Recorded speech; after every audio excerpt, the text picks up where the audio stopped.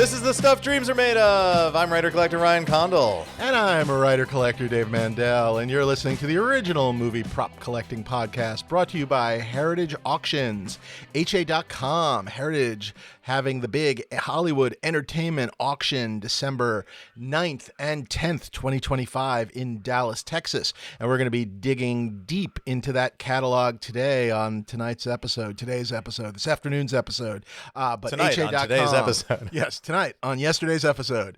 Go to HA.com, download the catalog for the Hollywood Entertainment Auction. You can follow along during this episode. Hi, Ryan. Indeed. How are you? Hi, Dave. How's it going? It's going well.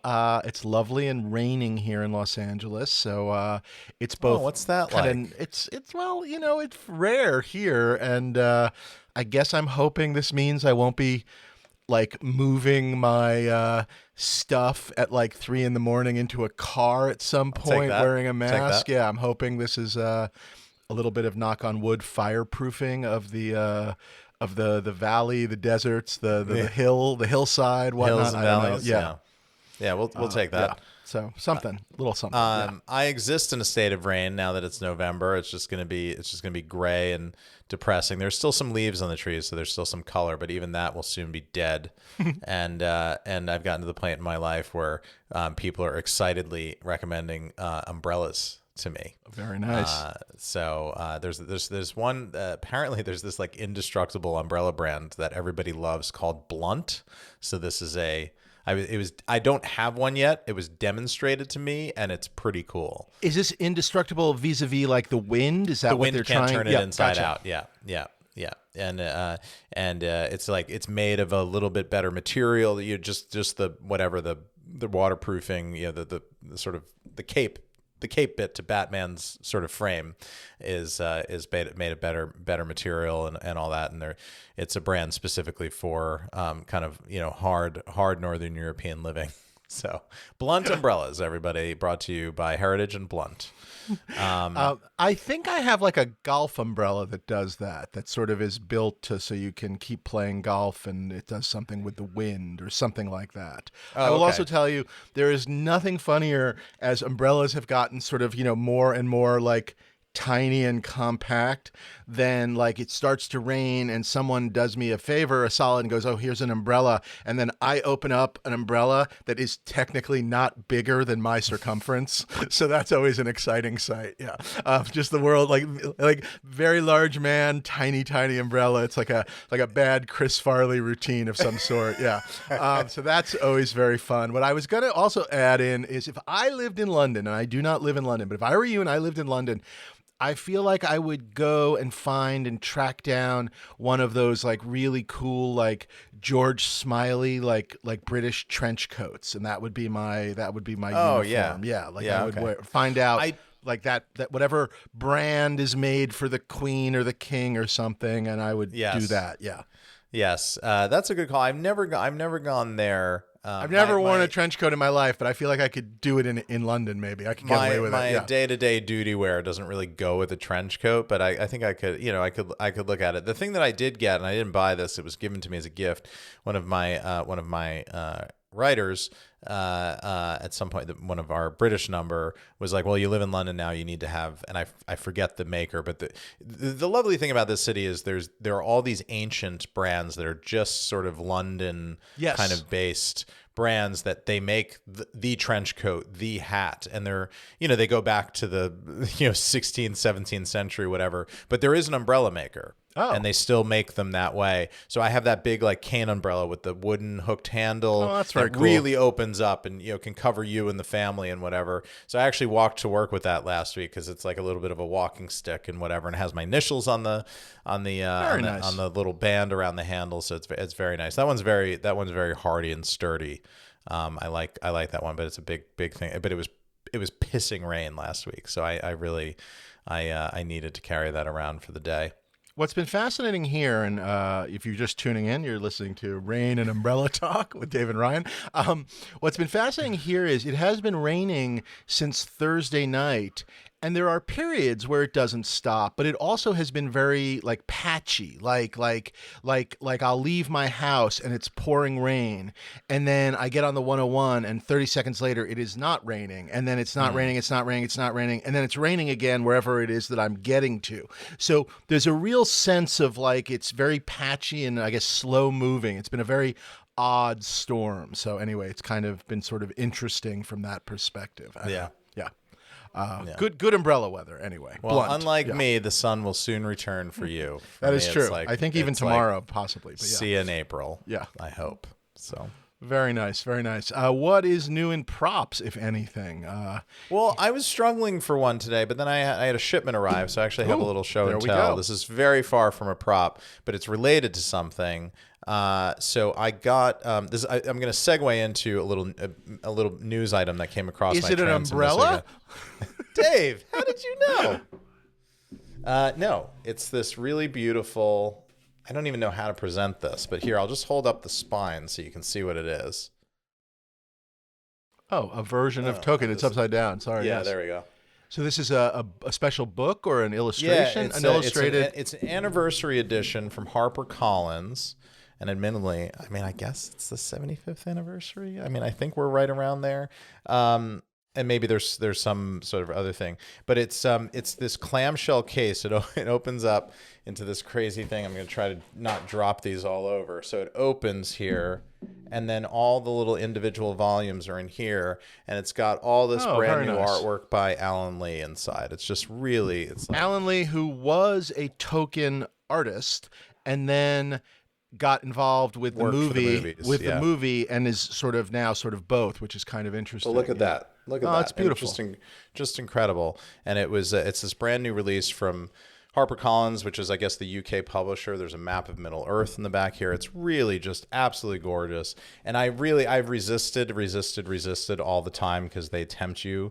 But I haven't bought an edition of Lord of the Rings probably since I was in high school or college, so I felt like it was justified. It was time, so I plunked down the cash and bought this. And this will now, a little heirloom pass on to my kids, which nice. Which I love. And I haven't read this book in forever, so I think it's about time for a reread. So related to that, will you let them read it if they go? I want to read it. Will you let them handle that book? Yeah. Okay. Yeah. Of course. I read The Hobbit to them 2 years ago, and they both really enjoyed it. We haven't done the movies yet. I was actually just talking to one of their school friends who just saw the first movie and was like, it was so good. So I was like, oh, okay, maybe we can get into this. I think they can totally handle the movie, and then maybe you do the movie and then go back to the book from there. Because the language in the book, I think, it's a little bit of an older crowd book. But so news item came across my news feed that has sort of two relations to our podcast. One was from a former guest, Mr. Peter Lyon, the swordsmith at Weta, announced that he's stepping back. He's retiring. He sort of hinted that when we had him on as a guest. Yes, I remember him sort of talking about sort of a little bit of like the next generation, et cetera, et cetera. Yeah. But there's a lovely video on that Weta posted, and it's a film of him working the forge and just talking about his career and life. And he's trained up these two apprentices who are now ready to kind of take the reins over at his shop at Weta. And so he's announced that he's stepping back, which is, it's great for him, bittersweet and sad. He's such a legend over there, this famous sword maker that made all these indelible designs that we all still know and love. And they also announced that they're doing the next one in that Mastersmiths line. Oh, the limited edition special. The super limited, and it's Hergrim, which is Theoden's sword, that really beautiful one with the horse heads that come together. And it's going to be the last one that he, because he's still at the shop. He's just sort of stepping back. So he's sort of overseeing. This will be the last one he's sort of overseeing personally. Yeah. Oh, wow. Yeah, and there's a little bit of video you can see in the video of them working on one of them, and it's gorgeous. And I've stayed away, but I can't anymore. So this is going to be the one. So when that comes online, this is going to be the one, or are you then going to go backwards and fill in the ones you're missing? I don't think you can. I mean, they're just not around. No, but they never come up. They never come up. You never see them at auction, and they make more of them now than they used to. Now the editions are like 25. They used to be 10.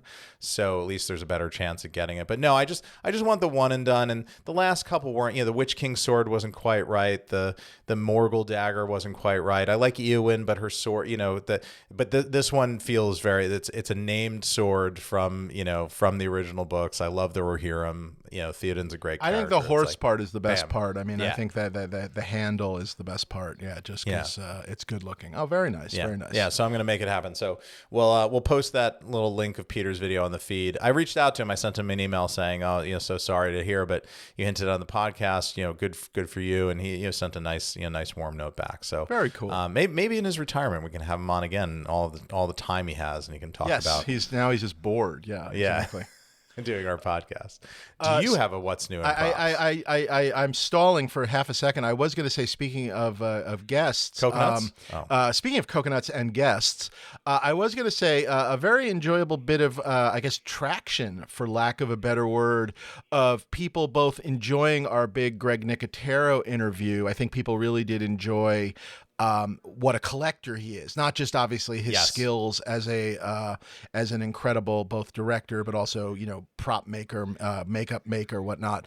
But I think they really did enjoy him as a collector, but the story of the using of the real skeletons in the effects world was just very enjoyable to see people just kind of both being horrified, but also kind of like, oh yeah, that makes sense, but also, oh yeah, no, definitely, and then telling their own story of like, we were doing this and we needed 3 skeletons and whatnot. So I don't know, I thought that was very enjoyable, just in terms of just a little moment from that episode, which was all the skeletons came out of the closet as a result of exactly, Greg, literally and figuratively opening but yeah, no, that was very, very enjoyable. It was such a fun guest. I was really, really glad that he kind of delivered on the personality that you think he is. It was really nice to see and meet him and really enjoyed it. I got a bunch of personal messages. There's just a bunch of collectors in our network that listen, and they were really kind of thrilled with the podcast. Yeah, and I think just thrilled that we weren't covering another auction catalog. Yes, exactly. Speaking of which, I don't really have much. I did get a big load of. I did. Speaking of heritage. A bunch of the stuff that I had been sort of like slowly, like drip drab paying off, finally just all showed up at once, and so I got to open like a whole bunch of boxes, which was very fun. Actually, our good buddy Kelvin Mao came over and helped me open stuff. It was mostly comic art related, although a couple of other odds and ends, including, I think I had mentioned to you in a previous episode, I had mentioned that the Godfather Clapper had shown up, the Godfather 2 Clapper from Italy. That had shown up, but then I also just opened up a crap load of comic art, which was very, very fun just to get it all sort of. I mean, I guess it really isn't that many pieces, but it seemed like a lot. But it was very fun and enjoyable just to get it all and kind of in. So that was nice, and the great what's the word I'm looking for? The great inventory and insurance project continues, and so at least it's a little more up to date. So that was exciting, but not a big what's new in props, which is okay. That's fine, because luckily there's a whole bunch of catalogs. So there's that that we'll be going over here at the end of the year for new props. But I guess with that in mind, we should dig in. Heritage Hollywood Entertainment Auction, December 9th and 10th in Dallas, Texas, as we mentioned. This is a big 2-day auction. A lot of stuff in it. We thought we would just kind of go through and yell out some of our favorites as we go. I did a very piss poor job of marking things, but I'm going to do my best. You feel good? You feel ready? I did a strong job of marking things. Look at you. All right. So that's the yin and the yang. It's perfect. Yeah. I will say that day one starts as it often does with a lot of autographs and photos and that kind of thing. I thought there were some really cool ones. I did think I'm going to call out lot 3, which is 38003. I just thought this was fascinating because it was a note and a Christmas card from Zelda Fitzgerald. I'm not sure I would ever buy it, but I just thought it was really, really cool. That is cool. Obviously, to David. To David. Obviously, Fitzgerald and Great Gatsby, much in the news as our great president had a big Gatsby party down in Florida while people were starving to death in the United States because he cut off SNAP. So that was fantastic. So I thought on theme and really, really cool. Very And then William following Randolph that, Hearst of him as well. I feel like William Randolph Hearst would have at least have read Gatsby and understood what Gatsby was about. This was somebody that maybe saw the poster for Gatsby, didn't really quite understand the point. He saw the Baz Luhrmann version and thought they're the bad guys. They're the bad guys. Cool. Yeah, exactly. I want to hang out with Leonardo DiCaprio. Yeah. Oh, that big. Those eyes aren't watching me. And then he gets young women. He fixed the World Series. That's cool. And then just following up right there on the next page, I just thought this was really, really neat. Lot 4, a Harry Houdini signed stock share certificate in the Houdini Picture Corporation. Yeah. I just thought this was really fascinating. Yes. There's a signed Houdini photo under it, but I just thought there was something about the stock certificate. To have that framed up on your wall would just be, I don't know why. I just thought it would be really, really fun to have and do. 1921 too, 8 years before the giant crash that devalued it and everything else. I was going to say, I don't think it's going to put money in your pocket, but I did think it was very, very, very cool. Lot 17. Sorry, I know this is like, this doesn't count, but I did think a couple of these were cool. Just a gorgeous signed Walt Disney. I mean, look at that huge signature, just really just gorgeous. And with all the sort of the flourishes of a Walt Disney signature that you would want, just nice black and white photo, not signed to anybody, which I thought makes it kind of doubly cool if that's okay. Lot 31, just because we were talking about British umbrella makers. This is a bespoke personal dispatch case by Asprey. I did really like this. Yeah. There's a company.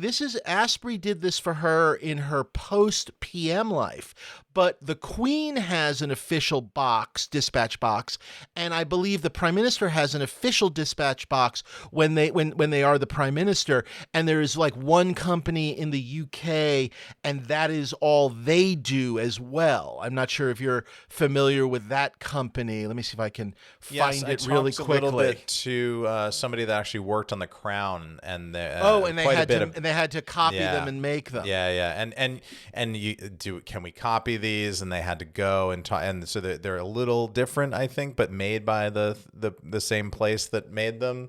I think that was the story that came through. But this stuff was all heavily researched. The Crown was an incredibly well researched production, so all that stuff was tip top, as we would say.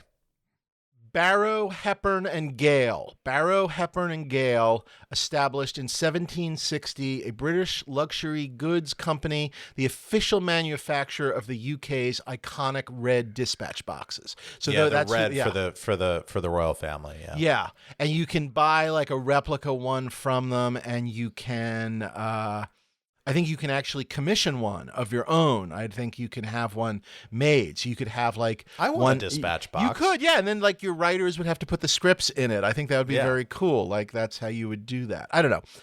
I just thought really, really neat. Anyway, that jumped out at me. Some cool. I'm going to throw out one other one. Again, I'm not a photo guy. Great start for a movie, and then one of them gets mistaken and shot dead on the street by a Russian agent. Get switched, and then you cut to like the Prime Minister. I have a Ted Lasso script. Right, they've got your documents, and then you've got the plans. Yeah, exactly, for whatever. No, the king opens, House of the Dragon season 4 script and says, "What the hell is this nonsense?" And I'm holding the But then I don't know. he gets killed What would because it be? the Russians are after the scripts. They don't really care about. They don't care. Right. They want the spoilers. They don't really care about what the UK Yeah. is up to. Yeah. Yeah. So they're fine with that. One other early one I'm calling out, starting with lot 49. This is like 49, 50, 51, 52. These are gorgeous portraits from King Kong. Yeah, I had starting flagged with these, 49. Yeah, these are just fabulous looking. Yeah. I just the opportunity. I don't know. I guess I'd be curious to just grab one. 54 in particular, the over the city lightning shot. I loved just that. yeah. I love that, and I loved. I just loved Kong fighting the pterodactyl 38050. Oh, yep. Yeah. We've got a big Oz section. Did you call? Yeah, any my of this next out? one was lot 69. Not 69, dude. Yeah. Not in any way bucking trends here, but this thing is awesome. It's the next Wizard of Oz hat. Okay, because we were talking earlier. So this is the flying hat. So I think because the one that I didn't try on but nearly did before Nikki punched me in the throat had the Michael Shaw provenance. So that was in Michael Shaw's collection. But this one is the provenance. I guess this is the only one that they were saying has the chin strap. But they're saying the Michael Shaw one had the chin strap, but they're calling this the flying hat. So I didn't quite understand why, but what was very cool about what stood out with this one was that the provenance goes back to David Weitz. I'm assuming that's how you say his name, Weitz, Weisc. Yep. He was Wise. Wise. Okay. It's like Rachel Weisz. Got it. So he's the guy that oversaw the 1970 MGM auction, which obviously would have had access to all this stuff when it was good and original. They talk about a little bit of sympathetic restoration done to make sure that the fabric keeps on the cone of the hat. But this one is quite gorgeous. That's funny because when they talked about this, they were saying the flying hat, because I remember Joe had teased to us. Now we can talk about it, but teased to us. I don't know if you remember that when we were standing outside at San Diego Comic-Con, like, what is this, 2.5 years ago, before the Greg Jean auction. He was saying how much stuff they had coming, and he's like, I have 2 witches hats. And he's like, and obviously we can't put those in the same auction. So we're talking, he was talking years in advance and saying years that sounded like science fiction at the time, which I'm sure was 2025. But these are really, really incredible, and you can see all the detailed photos. I really loved. I don't know. You see it and it's like, oh, it's just a hat. But there was something about seeing the other one. I haven't seen this one in person, but seeing the other one and handling it, and you can kind of feel how old it is. And I remember the other one had a little bit of a label in it, and you can just see all the kind of the way it's handmade. But these are if you can't have a pair of ruby slippers, these are just great. It should be interesting because obviously there were at least one other bidder on the slippers, and obviously at least one other bidder on the hat. So I'll be very curious. I mean, not to make it all about price, but I'll be very curious just where this lands vis-a-vis the last hat. I'm going to guess more. I don't know why, but I'm going to guess more. Like that auction kind of planted The sort of slippers a flag. drew fire. Yeah. Right, but also just that, like, Oz is where it's at. These are the pieces, and I would tend certainly, even though this is the second one, it's equally every bit as, I don't know, iconic. There's no other word for it. Yeah. So, just. I mean, in terms of movie memorabilia, there's another piece in this auction that I know will do better. But in terms of just straight movie memorabilia, this is the best piece in the auction, just hands down. So I would kind of agree with that, just featured. in terms of like incredible props, or props and costumes. Yes, exactly. Yeah. I also thought the following lot 70, the Wizard of Oz book signed by the entire cast, Toto's paw prints, and I guess Judy Garland twice was pretty special too. It's incredible. Yeah. Really just amazing to see. I guess it's maybe not a first edition, but just an old edition of that book is a big deal. Oh, I agree with that. all- Like if it was an unsigned book, it would still be Right. kind of special unto itself. Yeah, I'm not gonna argue with that. But just really, really cool. The other piece that I thought was sort of interesting was just in connection, sort of talking about like the previous witch's hat. Lot 91 is this commemorative rosebud sled gifted by Orson Welles to co-star Ruth Warwick, who played one of the Mrs. Kanes, and just kind of just interesting, like basically a full-on replica, and decided to give it to her, which I don't know. I just thought it was. Look, if you can't have the Rosebud, this is a pretty neat, if you are a Wells fan, if you are a Kane fan, I just thought this was the next best thing. And I am not a replica guy, but the sort of the sort of from Orson Welles sort of changed my mind a little bit, if that makes any sense. Indeed. Yep. Yeah. I agree. Very, very I also cool. got a real kick out of lot 93, which is a couple lots down, which is just an illustration by Wells from the set of Othello. Just a little hand drawing that he did. He's good. And I guess, I just thought the opportunity to own. There's a nice Wells section here. Lot 95 are some of his like hand marked up monologues and magic trick cards from talk show appearances. There's scripts. There's a cigar Unfinished box. screenplays. Yep, exactly. You can get them and finish them. Lot 98, one of his shirts. I think I could look very good in that shirt. That could be a whole new look for me. The open sleeve thing. Do you think I could pull off the open sleeve thing? Yeah, totally. I think between this and the Jim Henson shirt you're going to buy, you could start the Shirts of Moguls collection in the back room. The shirts in my closet that no one ever gets to see collection. Not trying not to start that collection. But I am going to call out, I guess my official first prop costume piece, if I may, is lot 100, 38-100, which is Debbie Reynolds, Kathy Selden dress from Singing in the Rain, You Were Meant for Me scene, where they realized that, that they weren't mad at each other, and actually he has been trying to find her, and blah, blah, blah, blah, blah, and I don't know, loves her and all that kind of stuff. And just a beautiful, gorgeous dress. It appeared originally in a previous Profiles in History auction. It is perfection. It is gorgeous. I don't know if it's memorable to the whole world, but if you know the movie, it is a memorable dress. And again, not a dress collector, but I did think it's pretty special. So I did think that was really, really cool. Yeah, pretty great. My next one, I called out 105. I marked that or circled that as well. Yes. Turtle Banjo from 20,000 Leagues Under the Sea, from Kirk Douglas's character, Ned Land. Yes. It's great. I think it's great that it's screen matched. I think that's screen matched. It's the big musical number, The Whale of a Tale I Know. What Kirk Douglas sings, which is just something I'm not sure anyone ever thought would happen on Earth. Like even the biggest Kirk Douglas fan at the time was not necessarily sitting around going, "I need this man to sing," but sing he does. Disney's 20,000 Leagues.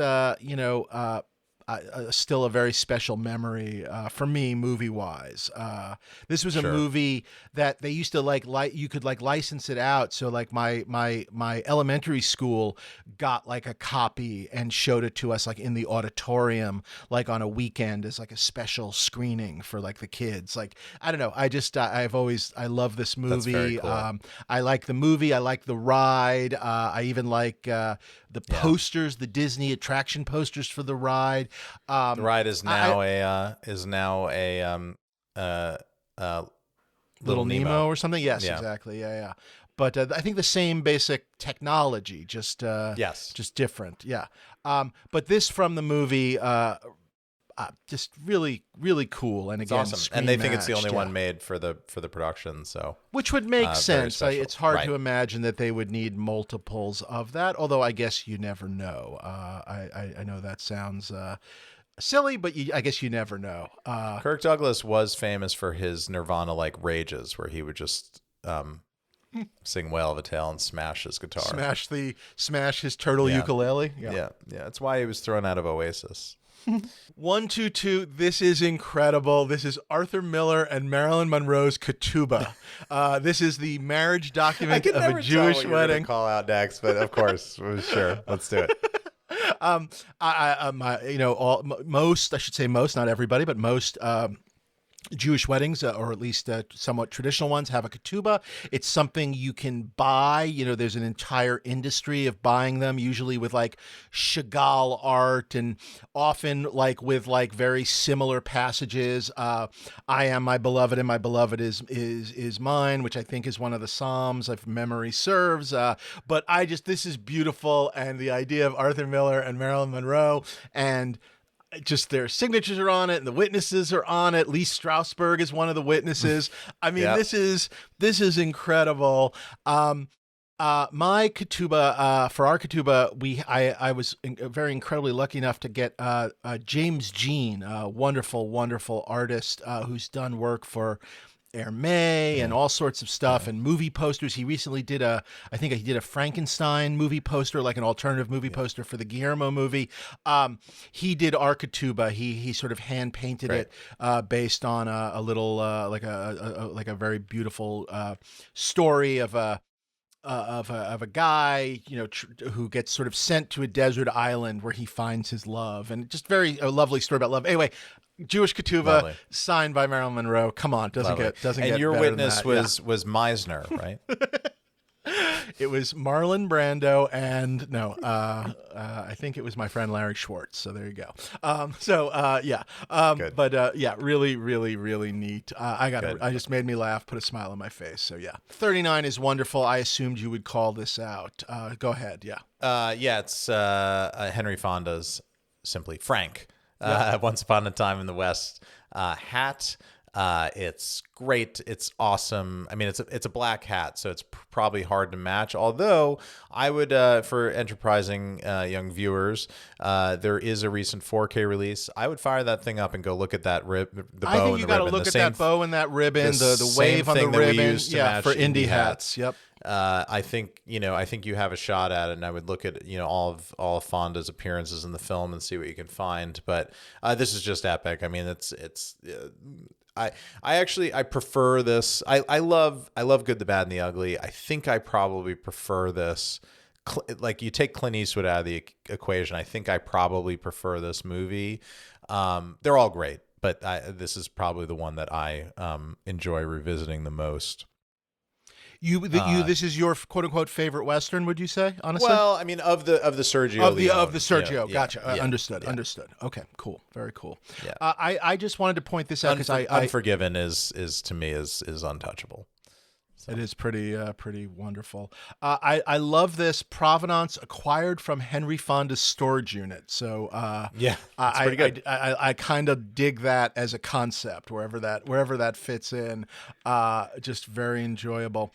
141 is just very fun. I don't know if this is going to hit a lot of people, but lot 141 is Carl Reiner's Alan Brady toupee from the Dick Van Dyke Show. That's another sort of seminal comedy for me, and the ongoing that Alan Brady wears a toupee and no one is supposed to mention it, and then one day Mary Tyler Moore, who plays Dick Van Dyke's wife, she mentions it. And there's a whole episode about it. Anyway, it's a good comedy building block. I thought it was very, very cool. That's a good call out. Yeah. Just I'm not sure. Again, these are things where I'm just excited to see them. I'm not sure I want to be. I don't see myself buying it, but I did think it was very, very cool. I'm gonna go really quickly to 173, and this is gonna be more of a general, although this one is specific. There is an entire collection in this auction of Matt Jeffries. He was sort of these are sketch concept pieces for the original Star Trek, the original show, the original series, 1966. There's also stuff that he did for the first Star Trek movie, but there's a whole bunch from just the original series. And this one, 173, is an early concept sketch of the Enterprise. I guess I was just going to say, you could pick any one of these. There are a bunch of them. 179, the ship is a lot more the way you notice it now Closer with to, close-ups yeah. of the nacelles and whatnot. And I just think these Jeffries pieces are gorgeous, and there are a bunch of them. And I think there's an opportunity to get one. Hopefully, you know, there's a couple from different episodes. There's different like sort of scenery builds and set designs. I just think they're all very cool. If you're a Trek fan, they are very memorable. And I just think the chance to get a Matt Jeffries piece would be a very cool, super thing. So I wanted to call that out. So there are many of them, but I think any of them are be pretty great. And then later on, there's actually a bunch of next gen concept pieces too. Yes. Yep. So a really just an opportunity in terms of the art to grab a piece, and the art stuff. There's some great Trek art in this. Yeah, auction and to do. usually priced more reasonably, or just ends up more reasonably because there's so much of it. So I think if you play your cards right, you could grab a piece of this cool concept art at not too terrible a number. So honestly, good luck. Honestly, I'm going to try and grab one if I can. It'd just be really fun. Just one and done. Be just done with it. Sorry, where are you next? Yeah, I was at 289. There was a long sort of Trek thing. I figured you would call it out, so I sort of left it to you. There were some cool concept designs for the Phaser Type 2 38227. I just liked, because I've always liked that. Yep. I liked that design. I thought that was a really bold design. And then I liked in 228, you could see them playing around with more pistol-like versions of it that were sort of a more direct evolution of the one from the maybe the original series, and then the movies. You could see more of the DNA, and then they just jumped to this thing that was less of a pistol handle and more of a kind of point and click television remote sort of design, which I always thought was a really bold way to go. Then there's a bunch more concept designs. There's pads and tricorders. Yes, I was gonna say some of the tricorder ones are gorgeous because they kind of show all the various, like, you know, dials and doodads and sort of a sense of how they open and whatnot. There's blueprints. I was just going to call out, going backwards really quick, 222. It's not from the movie, but any fan of Wrath of Khan probably had this issue of Cinefantastique. I'm not even going to sit here and say to you it's great art. It's just at a time back, you know, in the day it's very where TV there was guide not, where to there, me. I know, but there wasn't a lot of Khan stuff you could get. And so this issue, which was about the making of Khan, is a very memorable image to me. So again, not something I want to break the bank on, but if I could get it, I would be a very happy person, I guess is what I'm trying to say. But I mean, the art goes all the way up through some of the Borg movies. I mean, there is a crap load. I believe that is the official terminology. There is a crap load of Star Trek art in this auction, which is just really fun to see. I feel like if UK you're interested, VHS cover for DS9. Yeah. If you're interested in a piece of Trek art and you can't get it in this auction, then there's, I think, something wrong with you. You're a loser. Yeah. You suck. No, it's great stuff. Let us know if you get a piece. I'd be very curious. Like I said, I'm going to try and grab at least a Jeffries piece. I'm at 282 is my next one.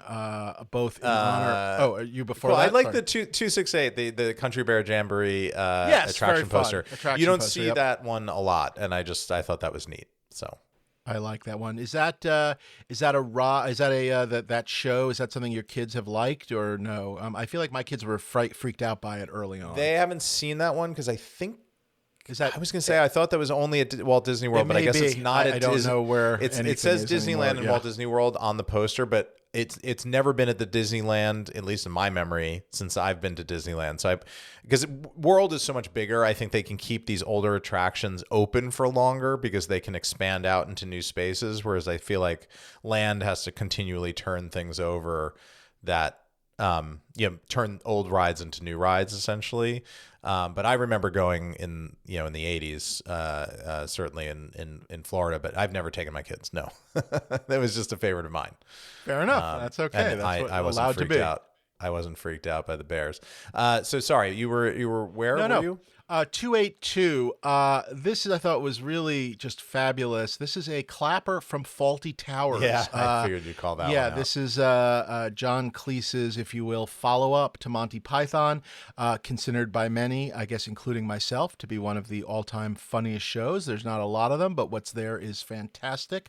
The woman who played his wife, whose name escapes me at the moment, recently passed away within the last 2 weeks. So Faulty Towers was... I don't know, on my mind a little bit as well. And I actually rewatched an episode just in honor of her passing. This was written by Cleese and his wife, Connie Booth, who played the maid character. They later on, I believe, got divorced, but it is just one of the all-time great British comedies, but by the way, comedies. And I guess in a million years, I never imagined something that from Faulty Towers, and yet here we are with a clapper, which of course is often the answer. A clapper is often the answer, that they would have had a clapper.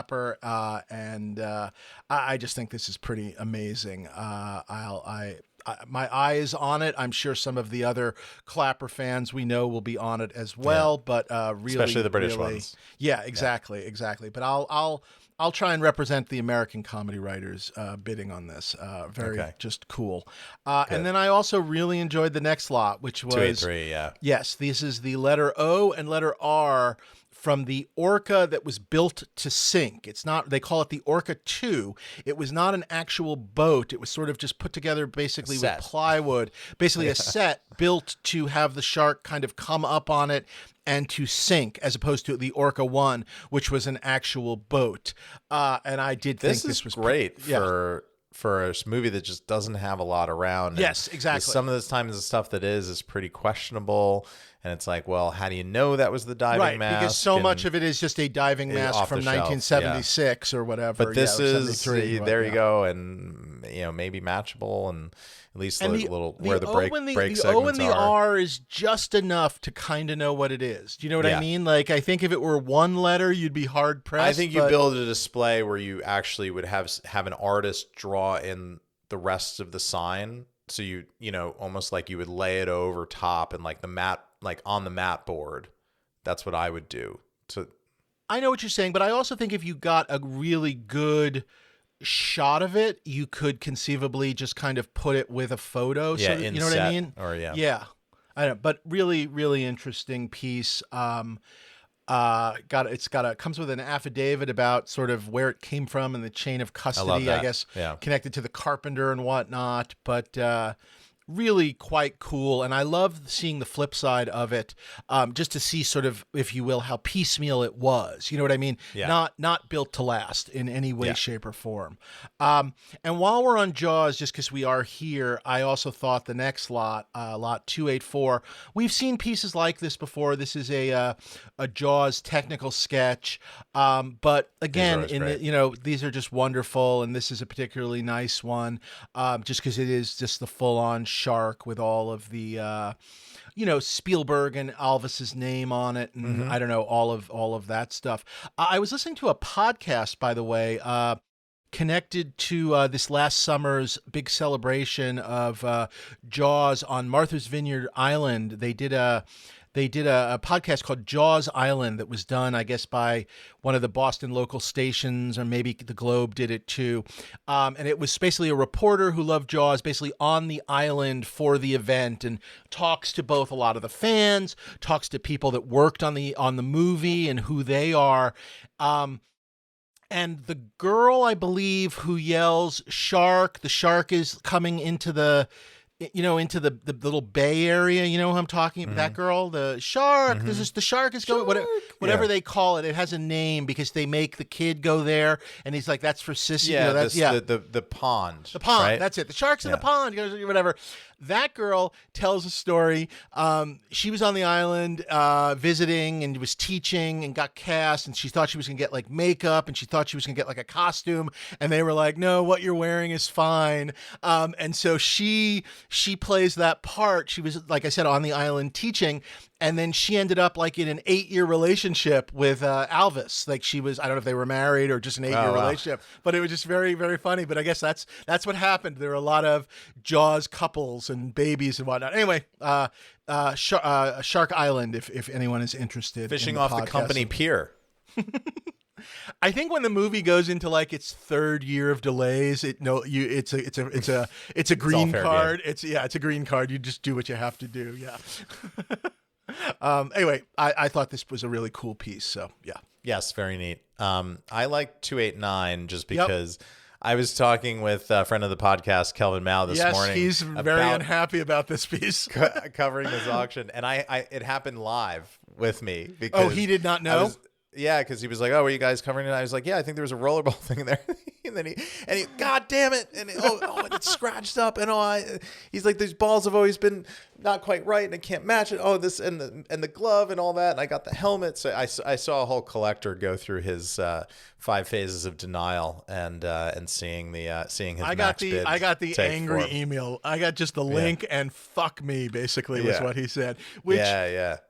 It's so funny, and I'm sure our listeners go through this as well. Our collector listeners, there is such an interesting thing when you get a catalog and it arrives, and that weird sort of push me pull me of you want to see things that you've never seen before, that you've been looking for, that you want in your collection, and you don't. You know what I mean? It's like there are definitely just times where you're just like, oh my God, I just bought 6 things. Wouldn't it be wonderful to just not, you know what I mean? Just like, if I could just get through this auction, admire everything, but not need anything. It's always a very funny feeling. I don't know what else to call it. So yeah. Indeed. A catalog dread. I know it well. Yeah. He was not happy, but he was also happy. He's also thrilled. Yeah. Where are you next? I was going to call out, just starting with lot 306, the Peak family, put some more pieces in. There's a TV Guide cover. There's some alternate covers. I thought the Wiz piece, which is a alternate final key art, was very pretty. Again, perhaps not as there's an alternate Excalibur piece, 312. A lot of these are not the final pieces, so you're kind of looking at beautiful Bob Peak art, but you're not looking obviously at final pieces. So anyway, but good on the Peaks. They did so well the last time. And that takes us to session 2, I guess, which is the second day, starting with lot 316. And this is a hell of a piece. So this is from Metallica's. Yes, go ahead. Go for it. You're the man. You're the bidder. Of the two of us, you're the bidder here. Yeah. Opening bid $10 million. Yeah, go for it. I have a lot to say. I mean, just like the fact that Kirk Hammett, and oh my God, and it blew my mind the other day when Greg Nicotero was talking about his friend Kirk Hammett. I mean, I'm like, I know half the world are massive Metallica fans. I'm a really big Metallica fan and have been since that Black Album came out in 1991. And it just hit me at a seminal time in middle school, and I followed them ever since. I saw them on tour on this M72 tour, the one they're currently on, where they go and take over a stadium for a weekend and they play a different set on Friday and Sunday night. I've been to them many times. I went to the San Francisco Symphony Orchestra when they played with the orchestra in 2019, which was the 20th anniversary of the first time they did it and released the album. I'm a giant Metallica fan, and I really love that how much Kirk Hammett loves Frank Frazetta. And I knew that he had this piece because this has kind of become this famous story that he walked in there one day and was like, I'll pay $1 million for that painting.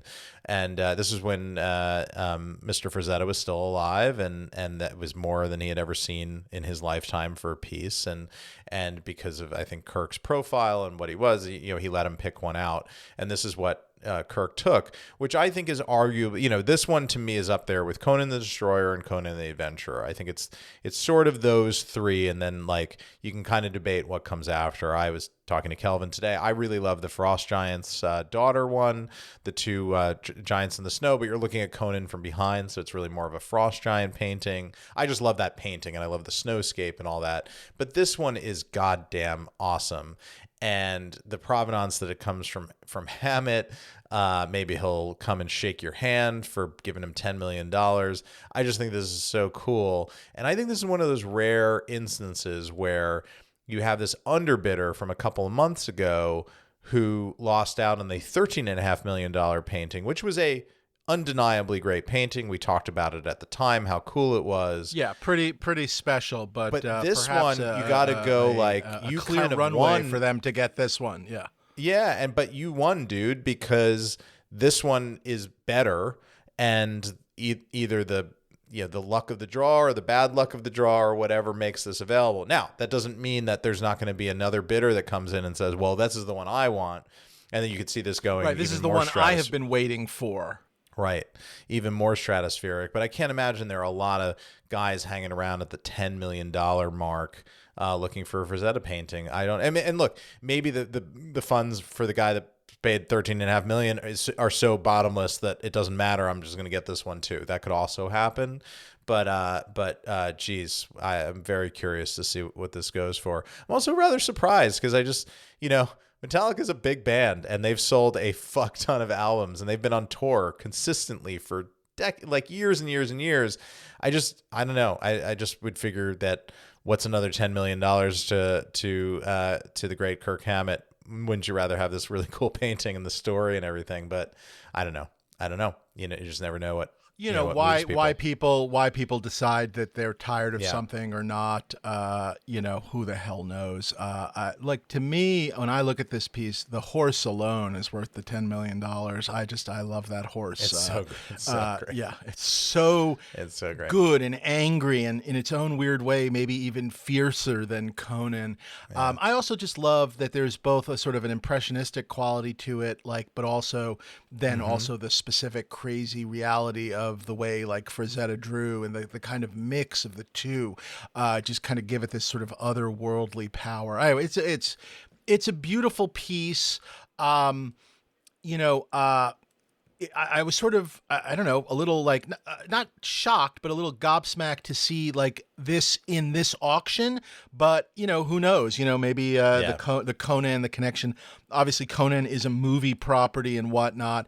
And I'm assuming Heritage does a pretty great job of letting anybody anyone that's ever bid on a Frazetta will know it's in this auction. I don't think you're not going to I think it's a secret. No, it's not a secret. You know what I mean? So I'm sure they're going to let people, the world will know soon enough that it's here. The Heritage world will know. I'm excited to watch this one. I'll just simply say it'll be fun to watch. I don't know what else to say. Indeed. So yeah.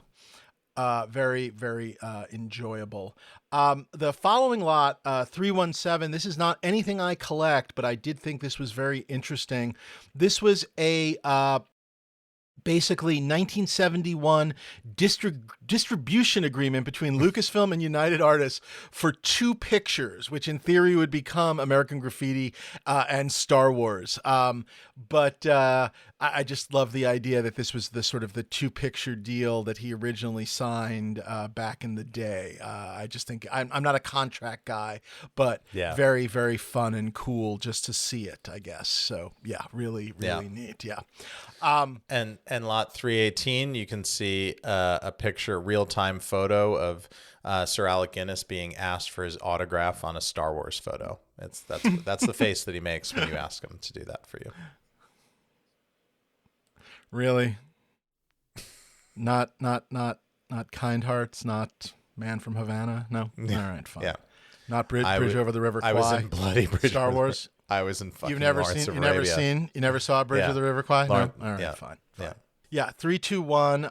This is the Tom Jung half sheet key poster art for Star Wars: A New Hope.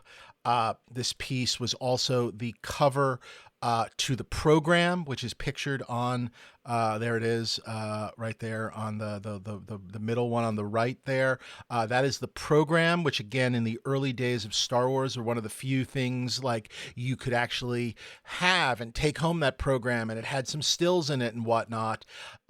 This is an incredible painting.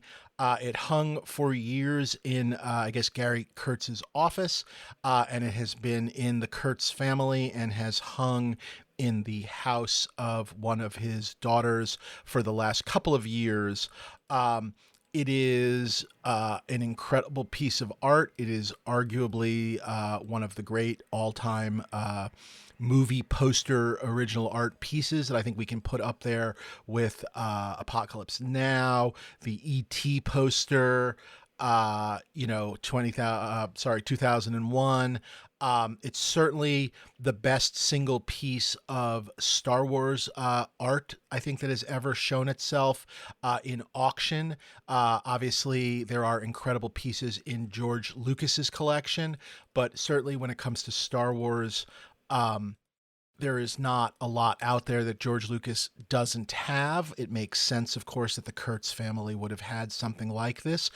Gary Kurtz, the producer of Star Wars and Empire, and George's partner from that time period. Tom Jung, as we mentioned, is the artist. It's just gorgeous. I mean, I don't know what else you can say about it. It's big, too. I don't know if they show the picture of where you can see it on the wall. I got to see a picture on the wall where it was. I guess you can't really tell. It's in that office shot.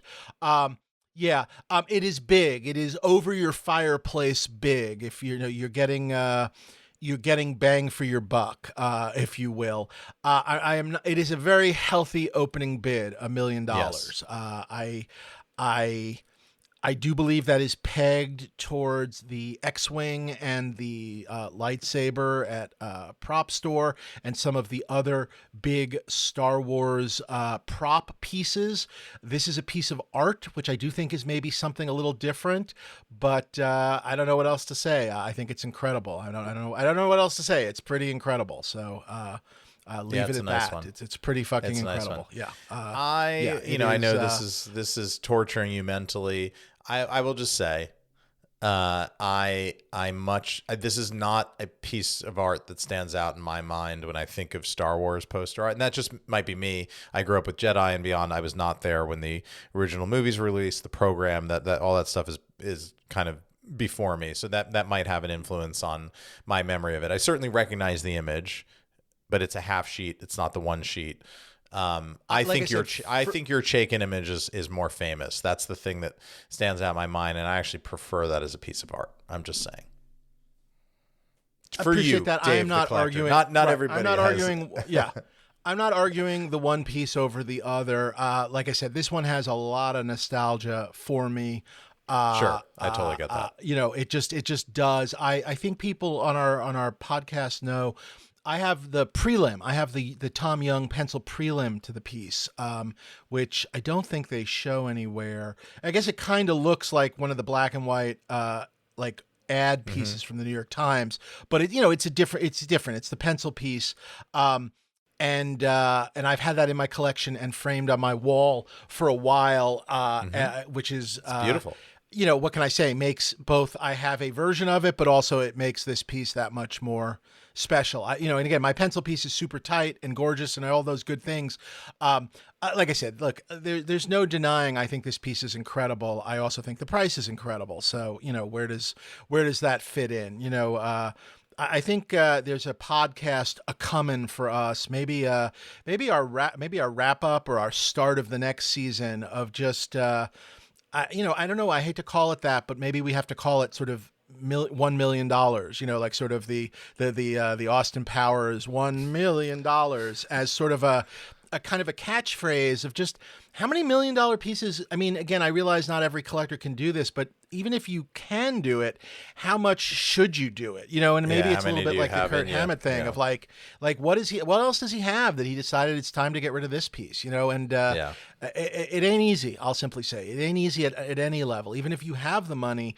Choices. It's just how, it's like, you talk about forgive me, again, I don't mean to be talking about things that I know there are lots of people struggling in this world, so I don't mean to be talking about a diversified portfolio, but there comes a limit to what you can have in just Star Wars, high-end Star Wars. You know what I mean? Or high-end movie props or high-end comic art. It's just, there is a limit. You know, you need some gold to bury in your backyard or stuff like that. So anyway, that I think is a talking point for another day. I'll just simply end on this is incredible, and I wish all the luck in the world to the Kurtz family to getting what they want for it. It's great, so I'll leave it at that. Well said. Good luck. Yeah, it's a cool piece. Yeah. I wanted to call out another piece of Star Wars art, which is 328, which I just thought was really cool and really fun, and not $1 million. So I did think this was really neat. This is a Ewok Village There you go. Ewok Village, basically matte painting, you know, Star Wars matte paintings are few and far between. You get the whole village there. You can sort of see the piece where they put the live element in. I just think this is absolutely gorgeous. You know, I know some people, the Ewoks are an issue. Good, you know, so be it. You know, I don't think I'm a player on this, maybe because of the Ewok reason, but it doesn't make me think it's any less incredible than I just think it is. Yeah, and I guess it was. It's so cool. Gifted by George Lucas. Yeah, gifted to the CEO of General Cinemas, who helped develop the THX sound system and stuff. So I guess that's the connection. Sorry, continue, Ryan. I apologize. Yeah, no, I was just going to say, I think it looks like, because I was looking at the materials on this, because with matte paintings, you always worry, oh, is this a glass one? I don't think this is a glass one, right? So this one is maybe... Yeah, I don't think this is... I think it's just a regular on a board for whatever reason. And maybe it's... And this is where I don't know, and I should know more about matte paintings. I wonder if it's humanly possible that as they went further into the later movies, like, if they realized that they didn't have to be on glass, but I don't know. Maybe it's where it's sitting in the shot, and you know, and I don't know. This one is by Christopher Evans, who joined the Star Wars sort of family ILM on Jedi, and did stuff on Jedi. Just really, really wonderful. And I love the detail of the Ewok village is just fabulous. You know, you really do get to see everything. And there's a shot that shows you what the insert was. It's them carrying C-3PO kind of on like a little bit of the throne sort of thing. And so that's really neat. Yeah. Really very cool. Where are you next? A bunch of Alien Resurrection stuff, Dave. No, I'm down at 360 was my next tag. I'm going to go quick 334, very weird little piece, but I'm going to call it out, which is... I figured you would call it out. Yeah, this is the from the Blues Brothers. It's the Chicago Police piggy bank that sits on John Candy's desk. Apparently, this was a real police office, a real desk. This belonged to the person whose desk it was, and they just thought it was great and left it on the desk. And obviously, as you can see from the still, kind of put it into the shot in a great way. Yeah. And this is the piece, and it's really wonderful. Again, a Blues Brothers comedy piece. Not a lot of those pieces out there. And I will now jump to 338, another comedy piece.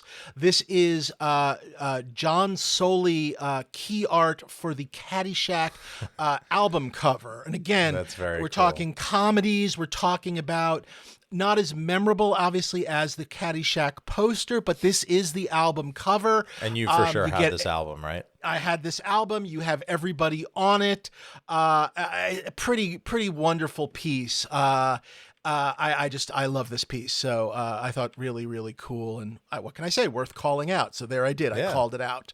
Where are you next? I apologize. 360 was my next... I want to tell a quick story about 345, which is not a piece that I actually necessarily could like. I'm not a huge Brainstorm fan of the movie, although I do think this is a great looking piece of, you know, this is Doug Trumbull, 2001 guy. This is his sort of directorial sort of, I guess, somewhat not masterpiece, but much discussed. I guess Natalie Wood dies during the making of it, whatever. But this piece actually showed up with a buddy of mine where the family, I guess, showed up with it and was just like, we don't even know what this is. Like, and he had it, and it took a while to figure out it was Brainstorm when you just the piece in the abstract, which I just thought was a fun story. Like stuff like that does happen where it was like, our dad had this. What is it? So I guess what I'm trying to say is don't be that person. Make lists and inventories for your family. It will help. It will help a lot when the time comes. So anyway, I wanted to point that out. Sorry. Yeah. Let's jump to 360. I knew you would call this out too. So this is the painting that the stained glass from the famous scene in Young Sherlock Holmes was based on, and this was the originator of the first truly computer generated shot in film history 40 years ago. Yeah. This basically, the stained glass knight who basically jumps out of the window and comes to life and if you watch any of the ILM docs basically, or ever hear ILM people talk, this is the piece that basically, this allows all CGI after it. This is the proof of this concept. is the moment. Yes, exactly. I also think Young Sherlock Holmes is kind of a movie people forget about how great it is. It is a really fun movie, produced by Steven Spielberg, directed by Chris Columbus. Really fun movie, just across the board. This sequence is great. This painting comes from Jeff Mann, who was the head of ILM for a while. Really good guy, listener of the podcast, who we should have on. He can either talk about this or just talk about his incredible career. Hi, Jeff. He's, by the way, an artist in his own right. He does these fabulous, these days, I don't even know how to describe it, these very ornate, intricate drawings of like nature, like bugs and leaves and things. And he's in a group show that's going on right now in Los Angeles that maybe we'll try and put a link up to. I don't know the name of the gallery. I'm sorry, or I would say the name of the gallery. But if Jeff Mann, Mann, I think his name is in the listing here somewhere. There it is, from the collection of Jeff Mann, who stewarded the work since ILM's Matte Department transition, blah, blah, blah, blah, blah. Really just incredible piece. They basically, I think, had the actor, they basically, like, I think took a photo of him and then basically made this painting so that he could do this pose and then kind of intermix in sort of the pieces that they were digitizing. It was all a very complicated thing of basically bringing it to life. It's a fabulous sort of story of how they did it. And Jeff put this piece in, and it's really incredible. I love it. I love this movie. So yeah. Big Trouble in Little China, the wild man head with hands and feet. It's in great shape. It says, I guess the mechanicals are untested. Looks like there is some, deterioration. So I'd probably be a little nervous before I started like pressing the buttons, because you don't want it cracking and whatnot. I'd probably send this to Tom Spina ASAP to sort of give it some sympathetic work. But I do love this. John Carpenter's Big Trouble in Little China, just fun, great movie. To me, instantly recognizable as well. So I just I did this. I love this. This jumped out at me. So yeah, it's killer. It's killer. I only have where two are you pieces. next? I only have two more pieces left. So 367, I just called out because I love this. Yep. So it's Alan Ruck's Cameron's bedroom telephone, where that he ignores the unrelenting harassment of his friend Ferris Bueller, trying to get him to come out on Ferris Bueller's day off. I love that this exists. I love that it's there. I love the 80s-ness of it. I love the fact that it's a close-up prop in a very well-known 1980s comedy. I just love that this showed up. I think it's awesome. I was also going to add, for its time, it looks like a very expensive phone answering machine combo. You know what I mean? Like very pricey for its day, which very much fits in just in terms of the production design, that Cameron's father would have this crazy, rich, fancy, along with his car. Like, he doesn't necessarily love his son, but he gets him this, like, no kid should have this top of the line answer. I don't know. I just thought there was something really nice about the storytelling. choice. Yes, exactly. Yeah. Like the prop tells a little bit of a story in a great way. Yeah. I am jumping to 373, which I figured you might have as well. We've seen replica versions of the these. Final poster art for Howard the Duck. No, I'm skipping over the Howard the Duck art, although it's there for the taking. But this is one of the killer shrimp puppet hands from the Beetlejuice dinner scene. Yes. Again, I've seen replicas of these. This comes from the personal collection of Bob Short, who won the Academy Award for Best Makeup for his work on this movie. Probably could also use a little sympathetic restoration. There's some worn parts, some edge wear, staining and whatnot, but it starts off as the plate of shrimp and then the hands come up and grabs everybody by the face. Terrifying. Yeah, this is really wonderful. I think it would make a fabulous just display almost on like a little table coming out of maybe a replica bowl or plate or something. Could be very fun. Or just unto itself. So anyway, I thought it was fabulous. I also love lot 374, which is the full Harry and the Hendersons suit. Not a movie that I necessarily love, but I just love seeing this full suit. I don't know, maybe it's the gorilla fan in me, but I love the way this looks. Not necessarily the way it looks not on the right mannequin, but I just mean, I think you could, with the right mannequin, this could look incredible. Fill this thing out, and it will be gorgeous. It's a little classic droopy Rick Baker piece in these pictures. Yeah. Rick Baker, just incredible. I just think this you could really do something really special with this. I think it's gorgeous. So I did want to give it a yell. So 377 is the Say Anything overcoat, trench coat, Lloyd Dobler. Cool. I'm not sure. I think I would want to try and make sure I could screen match this. They think it's possible this is the only one. So who knows? I believe there's an anniversary. I think there's an anniversary of this film coming up right now. Also, what's his name? The director. Sorry. Writer-director Cameron Crowe. Sorry. Cameron Crowe. Yeah. Cameron Crowe has I was going John Hughes, but I'm like, no, it wasn't John Hughes. It was the other guy. Cameron Crowe has an autobiography coming out about his career, is coming out or about to be out or is out, and really talks a lot about how John Cusack, wanted to be done with teen movie stuff, and so he kind of really came in, and if he was going to make this movie, really worked on the character of Lloyd Dobler with Crowe in terms of what he was into, the music he was into, the t-shirts he wore, the stuff, like really wanted to make Lloyd Dobler a three-dimensional character and wanted to really make it real. And obviously this trench coat, certainly, obviously the holding up of the boombox, but just that trench coat, so much a part of that character. I just think this is just an amazing piece to see. So I just thought this was incredible. Yeah, that's a good one. Yeah. I'm sort of next in the Fred Roos collection as a whole, just to talk about it for 4 seconds. Yeah. Starting with 383.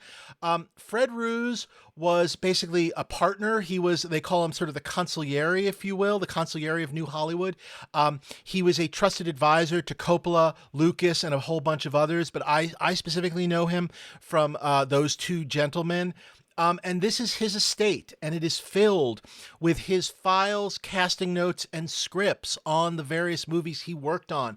And you get to see, especially in the world of these casting notes, the lists of the people, of the almost weres, of the also rans, of who was almost in Raiders and who was almost in The Godfather.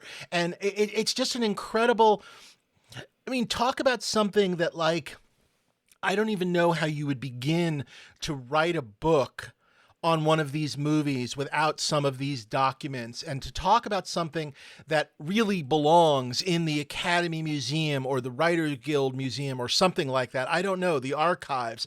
It's both an opportunity, but also a shame that these things are sort of I guess, being separated. It's just incredible. Just again, like things like on like Marion in Raiders, that what's her name, Lois Lane was almost up for the role. I mean, who knew that? I'm sure it's in Margaret Kidder, books and places.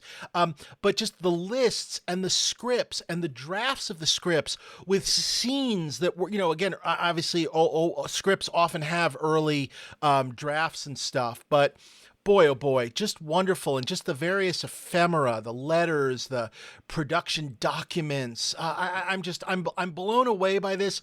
I'd like to have stuff from The Godfather, Godfather 2, the Star Wars casting notes. On the Empire casting notes, when it gets to Lando, the first name is Billy D. I mean, they literally, that's who they wanted from the get-go. There's other names, but it's just like Billy D. Really, really wonderful.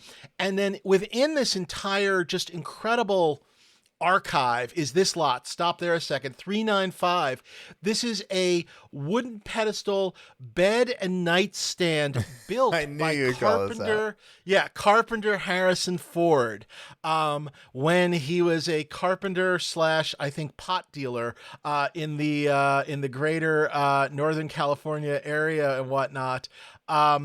And he was a carpenter and a great carpenter, and this is a piece he made, which is I don't know, kind of wild to see. That's right. I always wondered about carpenter since Jesus Christ.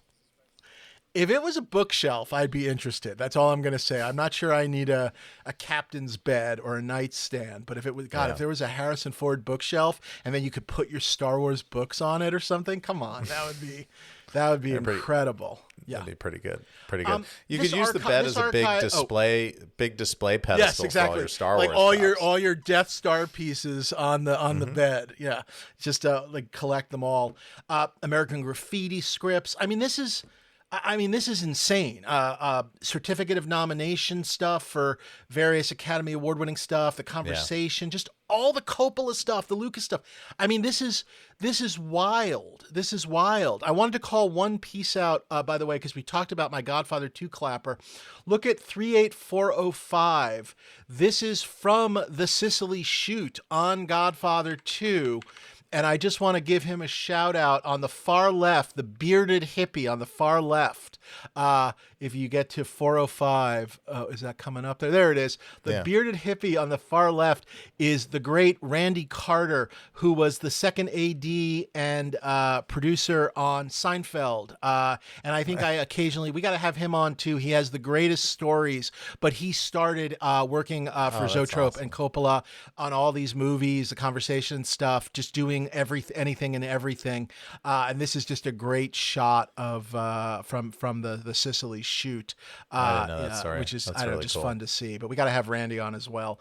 Anyway, I was blown away by this archives. I don't know what this stuff is going to go for. I have no idea, but I am going to be watching all of it. Complete, by the way, with like birthday invites to various George Lucas birthday parties. I mean, it's just wild. I don't know what to say. It's an incredible. The hardest thing is just how many lots there are and how many I want. I don't know what to say. Yeah, just incredible. And I have been trying to get rid of paperwork, by the way. This just doesn't stop. The Apocalypse Now stuff, the drafts of Apocalypse Now. There's 3 or 4 drafts of Godfather Part 3 with various versions of scripts, and you can sort of track that development. Oh my God. Sorry. I was stunned by this. This is a film fan's dream. How about, I don't know if you're I'm blown away. How about 412 Sorry. here? He gave Lucas very generously gave the Lucasfilm Corporation gave Fred Roos a 1974 BMW 3.0 motor car plus a 0.5% on the Star Wars. Plus the 0.5% in the Star Wars. Yeah. Wow. Just wild to see. Yep. Really incredible, and written in just pen. I wonder if you can cash that card in. Like, is that card a legally binding document to the bearer? Like, I found my Wonka golden ticket. Give me my half a point. We should split it and each have a quarter of a point. Each have a quarter. Yeah, that seems fair and good. And just knock on the door and ask, "Where's our 1974 BMW?" We don't want the point. We just want the BMW. His work carried forward. He worked with Sofia Coppola on the Bling Ring. I mean, the man was Hollywood. Fred Roos. There's lots of great Apocalypse loss. Now stuff too. Yeah. Yeah. I highly recommend for anybody to just check out his obituaries. Just go online and just read one of his obituaries. It's a career like very few ever get an opportunity to have. It's just really, really great loss to Hollywood, and just really, I don't know, just really incredible. So anyway. Yeah, well said. Nicely done. I am jumping to 465, unless you had anything before that. No, there's some wonderful other pieces. Another Rocketeer helmet. There's some. Yeah. I know that you're calling out a specific Terminator piece, but from Terminator 2. But there's a couple of great just arm pieces. But this is truly something really neat. So go ahead. Yeah. Yeah, I love this. I've never seen this. I did like the cable controlled endo arm too. 464. I was trying to hold to our rules and just call out 10 pieces, Dave. No, I know. I'm kind of sometimes calling out just stuff I like. You just love it. You just love all the stuff. But there is this really cool SFX cable arm from T2 that's kind of amazing that I definitely want to do a little more research on. But this is pretty sweet. I'd just be curious what this was actually, because this feels like it's for a very specific application in the movie. So I'd just be curious, was it on Arnold, or was it one of the endo soldiers that you see in the Future War? I'd just be curious to see, what it was. Sure. But it's very, very neat, highly articulated. It looks insanely cool. Then there's this end sequence. I was just going to say, ensemble. it is. When you look at that arm, it is just pure Terminator, just in terms of you look at it and it is nothing else. But yeah, you know exactly what it is. And then this final sequence costume, which is just awesome. I don't know that I've ever seen one of these. I've seen the bits, the knee and the chest, but I don't know if I've seen one of these all together like this. And I was just really blown away by it. And I'd be shocked if you couldn't match this thing. I think enterprising fans of the Stuff Dreams Are Made Of should go in and take a look at this, because I bet you if you start staring at it, I bet you could match this one up. Yeah, it definitely seems like that's you would be able to. Yeah, from when he's in the foundry, right? After he saves John from the T-1000, right before he goes into it's sort of the final stage of his costume, when it's really been ripped to shreds and all of his internal endo innards are hanging out. But it's great. It's just great, and it's like a chest prosthetic over a ripped shirt, and the ripped jacket goes over that. And there's a thing for his arm, because his arm is missing, and there's cables showing. So there's just a lot of neat kind of, and there's sort of practical. There's a complicated explanation of how, because of the arm, which is the robot arm, they had to harness his real arm behind his back, so that the other arm could be there. It's a wonderful. It's a costume with effects pieces that really tells some of the making of the movie story, which I think is really kind of cool. Yeah. Yeah. We did the same thing with Patty's arm. That's how they did it. That's still how you do it. Yeah. It was a green, green sleeve for when it was out, but we tried to, limit that because it's a visual effect every time, and there's a digital erasure that goes along with it. So in the scenes where he could just throw it behind his back, they would give him the green sleeve. So if you caught any of his arm, you could just paint it out. But yeah, it was just him walking around with his arm behind his back, and I was like, this is great Roger Corman filmmaking. I just loved it. I did like 502, the now sadly late Drew Struzan. This is a Harry Potter piece from the first Harry Potter movie. Prelim, it's a prelim for a billboard artwork, but I don't specifically remember what the billboard looked like, but I just thought, in terms of a Struzan Harry Potter piece, this was pretty great. Just had everything you'd want on it. Again, one of his prelims, but really quite gorgeous, and really sort of everything you'd want on it. So I just thought I thought this was a really nice Struzan example. I'm assuming post the death, there will be an unfortunate sort of, I'm guessing it'll be more of a Struzen feeding frenzy a little bit. I think that just kind of happens. It just does. There's nothing you can do about it. So maybe this is going to go higher than normal, but I did just think I just thought it was really lovely, and I just really loved I remember, the way he drew like Harry and all of that, and I just thought it was great. So it hit me. Piece. And then there's a whole bunch. The back end of this auction is music stuff, which is very much, not anything I look and I kind of admire it all, but it's not anything I ever go after. So they've kind of got sort of 100 lots or so of music stuff in the back end of this day too. There's like a Kiss drum set, always Beatles stuff, really wonderful stuff, but not my cup of tea, nothing I'm really looking for. So, but really need to thumb through. So, do that at your own pace. So yeah, go for that. There is a stolen 562 stolen Abbey Road British street sign, I guess it looks like. So yeah, so from I guess that's somewhat common in your neck of the woods, but they stole it. So there you go. They're pretty well, they're like mounted in iron frames now. You'd have to really get in there with a sawzall to get them out. But I imagine these were stolen all the time. But that is very neat. These are the very, very neat. Earlier stolen ones, and so again, December 9th and 10th, go to ha.com to do all your bidding and whatnot.